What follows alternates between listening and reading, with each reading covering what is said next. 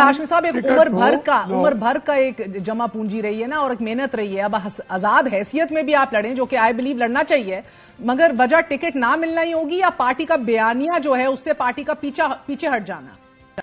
मैं नहीं कह सकता, ये तो आप उनसे पूछें, मुझसे आप पूछें।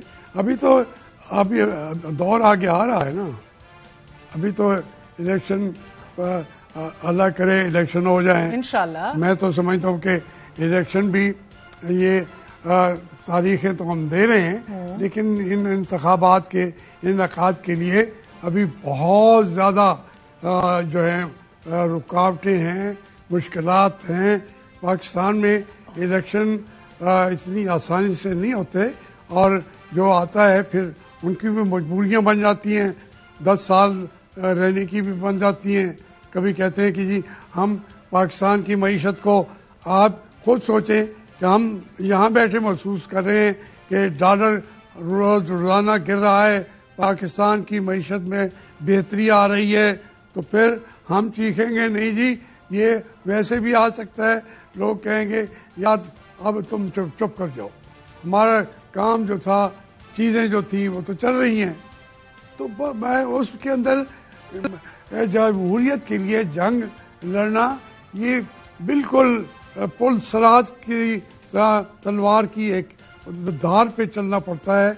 और फिर ये पाकिस्तान के लोगों ने ये जंग बारहा जीती है, जौला के खिलाफ भी जीती है, भुट्टो अयूब खान के खिलाफ भी जीती है। अगर इंडिया के लोगों को अपनी आज़ादी के बाद अब जमहूरियत के लिए इतनी कुर्बानियां देना पड़ती, फांसी लगते और लीडर, जला वतन होते वो लीडर, और कितने बेशुमार गुमनाम हीरोज हैं जो वर्कर हैं, मर गए, गल गए, नाम भी उनका नहीं लेगा, कल को हमारा भी नाम कोई नहीं लेगा।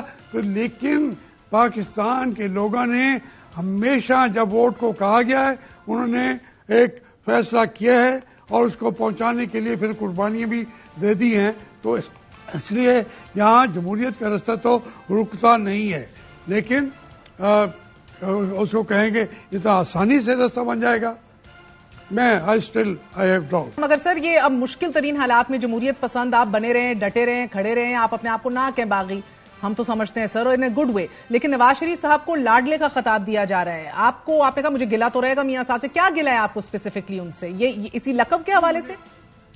नहीं, मुझे अल्लाह करे जी सारे लाडले बन जाएं।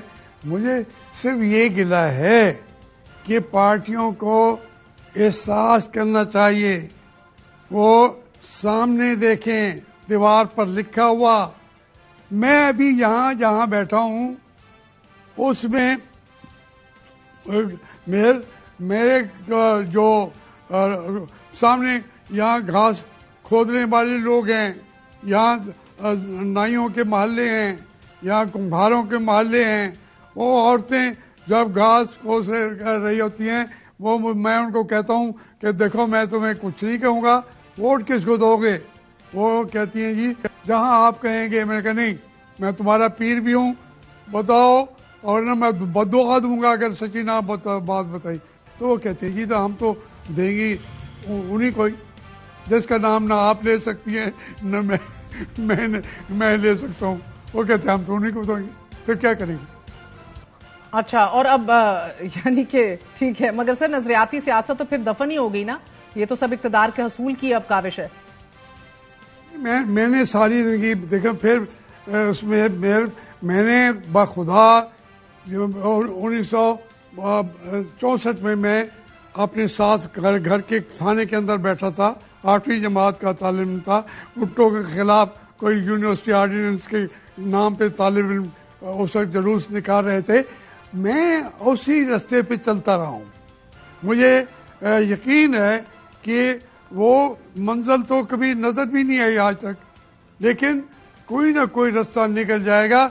इसलिए मेरी सियासत को आप वो कुएं की गहराई में जाता हुआ देखें, वहां से आवाज निकलती होगी, تھوڑی معمولی اوپر آئے گی، کبھی نہیں آئے گی، دفن ہو جائے گی، لیکن یہ میری ضمیر کا معاملہ ہے، کوئی مجھ سے خوش نہیں ہوگا اور نہ کوئی.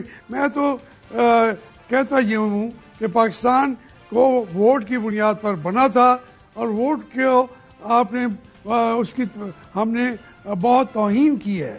وہ ووٹ جو جب پاپولر ایک طرف سے کہتا ہے کہ یہ میرا بندہ ہے، ہم اس کا سر اڑا دیتے ہیں، ہم اس کو آگے آنے نہیں دیتے.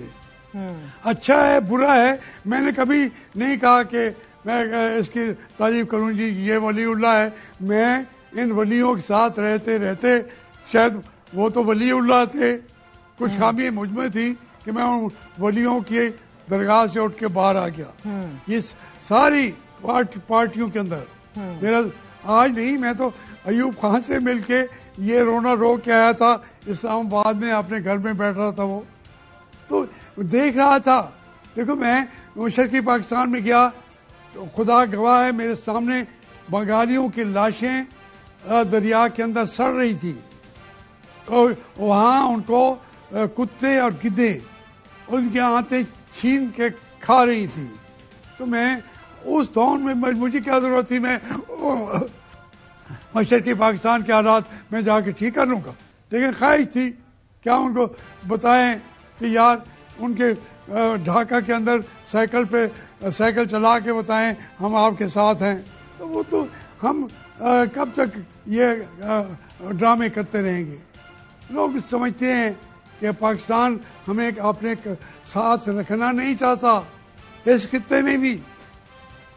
پھر مجھے اب یہ درد کی باتیں نہ سنیں، اس خطے میں بھی اب یہ آوازیں سن رہے ہیں. نہیں صحیح بات ہے سر. وہ فیض صاحب نے کہا نا آج کچھ بھی نہ پوچھو کہ دل اداس بہت ہے، لیکن قطرہ قطرہ ہی دریا بنتا ہے. لیکن عمران خان نے خود پاؤں پہ کلہاڑا مارا ہے ہاشمی صاحب، اور جتنا آپ ان کو جانتے ہیں کیا وہ اپنے موقف میں نرمی لائیں گے یا مشکل ہے؟ دیکھیں جی میں تو بالکل کہتا ہوں کہ ایک دفعہ نہیں، انہوں نے کوئی 100 بار کہاڑا صرف پاؤں پہ نہیں اپنے جسم کے اوپر وہ انہوں نے لگایا ہے. یہاں تک ہے کہ آج وہ جیل کے اندر بیٹھے ہوئے ہیں، قوم کہہ رہی ہے ان کو، حالانکہ عمران خان کو وہاں بیٹھ کے بھی احساس شاید ہو بھی نہ، لیکن انہوں نے سارا کچھ اپنا کیا دھرا ہے ان کا. ایسے ملک میں جہاں یہ چیزیں ہو جاتی ہیں تو اس میں تو ہمیں اپنے پلو کو صاف رکھنا چاہیے. ایک ایک اصول کو کانسٹیٹیوشن میں جو لکھا ہوا ہے اس پر عمل کریں گے. جو سربراہ مملکت کرے گا وہ کرتے نہیں ہیں. میں نے عمران خان کو اس کی حکومت بھی دیکھی ہے، اس کو حزب اختلاف میں بھی دیکھا ہے. عمران خان نے اپنے ساتھ بہت کیا، بلکہ میں نے اس کو کہا تھا، میں نے کہا عمران خان صاحب یہ بچے جو اور بچیاں ڈانس کر رہے ہیں، ناچ رہے ہیں، یہ ڈانسرز نہیں ہیں، یہ پولیٹیکلی موٹیویٹڈ ہیں. آپ ان کے فادرلی فگر ہیں، میں بھی ان کا فادرلی فگر ہوں. یہ 20-30 سال ان سڑکوں پہ رلتے رہیں گے. ان کو آپ اقتدار ایسے نہ لیں، ان ساروں کے ذریعے نہ لیں. ایک دفعہ اپوزیشن میں اگر ہماری 70-80 سیٹیں آ جائیں گی تو اس قسم کی اپوزیشن کا تو کوئی سامنا کر نہیں سکے گا. لیکن وہ یہ انسان کی عجیب کمزوری ہے کہ اقتدار دیکھتے ہی وہ رک نہیں سکتا.